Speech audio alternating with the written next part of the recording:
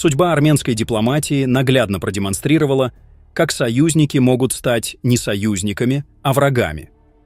Долгое время мы считали, что некоторые государства поддерживают нас, но реальность оказалась иной. Пример Лукашенко, который не стесняется открыто заявлять о своем отношении, наглядно показывает, как действительно обстоят дела. Однако, несмотря на растущее недовольство по отношению к России, мы не можем согласиться с выводом, что лучше иметь дело с Турцией, чем с Россией. Позиция, что с Турцией легче, чем с Россией, ошибочна, так как с обеими странами армянское руководство имеет отношения на протяжении долгих лет. Эти отношения неизбежны, и их не избежать, так как Турция – наш сосед, а Россия – важная геополитическая сила. Неважно, принимали ли мы это осознанно или нет, дела всегда существовали. Однако из-за сильной пропаганды патриотизма, созданной вокруг отношений с Россией, многие из нас ошибочно считали, что мы застрахованы от влияния Турции, передав управление нашими интересами в руки России. Но это оказалось ошибочным, ведь Россия в этих переговорах обслуживала свои собственные интересы, а не обеспечивала нашу безопасность. Так, в результате этого мы получили худший исход и заплатили за посредничество России, которая использовала наши интересы как разменную монету. Возникает вопрос: зачем платить посреднику, который продает наши интересы, если мы могли бы сами решать свои вопросы? Признаем важную истину: никто не сможет управлять нашими национальными интересами лучше, чем мы сами. Управление государственными делами всегда должно быть в наших руках, а не в руках стран, которые преследуют собственные цели. С каждым днем мы становимся более суверенными и независимыми, несмотря на все попытки сбить нас с этого пути. Мы идем в правильном направлении, осознавая, что только собственная мудрость и независимость помогут нам строить будущее в интересах нашей страны. Россия много лет утверждала, что поддерживает баланс в военных поставках между Арменией и Азербайджаном. Москва старается убедить Армению в своей роли как основного гаранта безопасности, а Азербайджан представляется лишь экономическим партнером, которому оружие якобы поставляется в тех же объемах, что и Армении. Однако это не так. Анализ данных Стокгольмского института исследования проблем мира, СИПРИ, раскрывает реальную картину, которая сложилась за последние 20 лет. Факты говорят сами за себя. Азербайджан получил 162 танка, в то время как Армения – лишь один. 264 единицы бронетехники отправлены в Азербайджан, а Армения получила всего 10 броневиков. Азербайджан обзавелся 24 ударными вертолетами Ми-35М и 66 транспортными Ми-17, в то время как Армения – только 4 истребителя Су-30МК и 2 Ил-76. Значительное превосходство в поставках ракет, боеприпасов и противотанковых систем. Кроме того, Азербайджану были переданы 18 самоходных артиллерийских установок МСТА-С и 18 минометных комплексов Вена. Также стоит отметить поставки танков и артиллерийских систем из Беларуси. Одним из интересных эпизодов является поставка С-300. В начале 2000-х годов обе страны получили по 2 установки.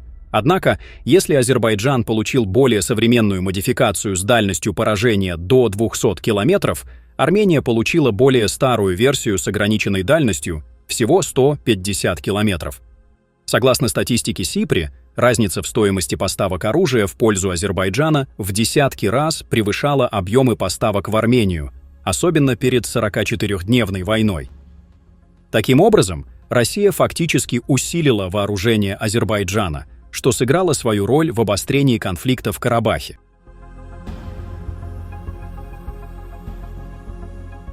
Наше видение будущего Армении в контексте подписания мирного договора значительно отличается от позиций Азербайджана и России. Поздравление России с согласованием мирного договора, пришедшее с опозданием, это, по сути, повторение того, что произошло в 2020 году, когда Кремль отреагировал лишь спустя несколько дней.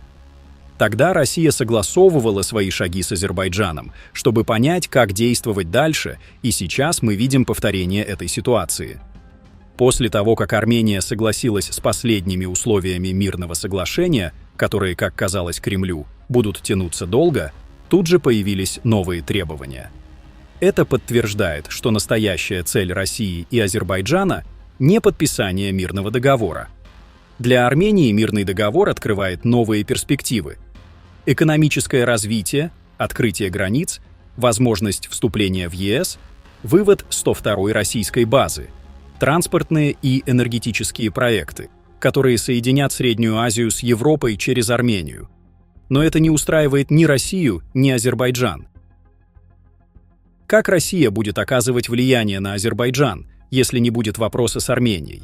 Это неудобно для обеих стран. Не думаю, что политика России по отношению к Армении изменится. Они продолжат вставлять палки в колеса, стараясь не дать развиться независимости Армении. Азербайджану выгодно создать позитивный образ завершения мирного процесса, чтобы продемонстрировать мировому сообществу свою конструктивность, пытаясь тем самым нивелировать обвинения в деструктивном подходе к Армении. Важным аспектом для Армении является национальная идеология, которая должна быть основой для развития и единства нации. Глубокие убеждения и ценности, стоящие за государством, должны быть незыблемыми и поддерживаться народом. Страна без сильной национальной идеологии – это просто территория, на которой могут возникнуть угрозы внешнего влияния и захвата.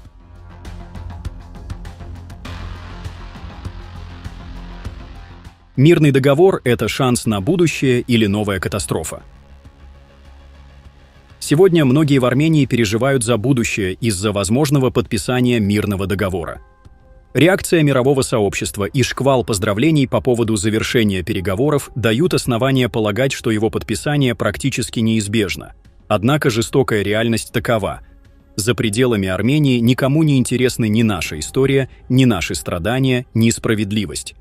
Мир живет по своим законам, и эти законы не учитывают боль народа.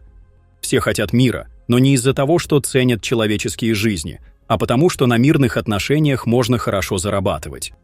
Мы долго верили в принципы территориальной целостности и самоопределения народов, но эти принципы действуют только тогда, когда у тебя есть сила, чтобы их отстоять. Без мощной армии и влияния голос страны легко заглушат. Арцах потерял все. Это горькое осознание пришло позже, когда мы поняли, что 2020 год стал для нас катастрофой. Мы не были готовы защищать свое, не имели достаточной силы и ресурсов для этого. Но сейчас я считаю, что мирный договор – это шаг, который нужно сделать. Да, это унизительно и несправедливо, но это может стать началом нового пути для Армении.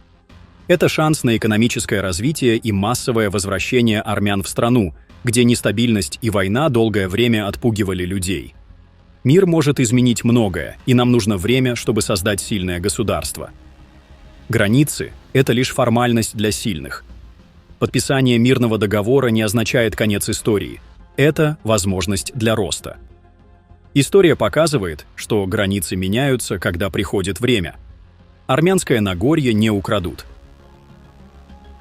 Пишите ваше мнение в комментариях и подписывайтесь на наш канал, чтобы не пропускали самые важные новости мира и нашего региона.